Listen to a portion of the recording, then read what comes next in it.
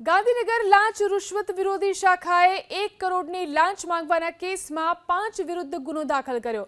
ગુજરાત રાજ્ય વકફ બોર્ડના તત્કાલીન સીઈઓ એમ.એચ. કુમારવતી તેમના મળતિયાએ 1 કરોડની લાંચની માંગ કરી હતી। ભરૂચા હલદરબાગ ગામની સીમમાં આવેલી લવારા મસ્જિદની જમીન વેચાણ દસ્તાવેજની ખરીદીને એને કરાવી અને બાંધકામ કરવામાં આવ્યું હતું, છતાં વકફ બોર્ડના તત્કાલીન સીઈઓ એમ.એચ. કુમાર અને તેના મળતિયાઓએ આ જમીન વકફ બોર્ડ પાસેથી ખોટી રીતે ખરીદવામાં આવી હોવાનું કહી પોલીસ ફરિયાદ નોંધાવવાનો ડર બતાવ્યો હતો। જો પોલીસ ફરિયાદ ન થવા દેવી હોય તો 4 કરોડ રૂપિયા રકમ માંગવામાં આવી હતી।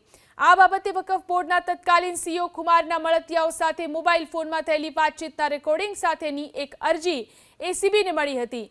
એસીબી તરફથી આ અંગે તપાસ કરી અને ગુનો નોંધવામાં આવ્યો છે।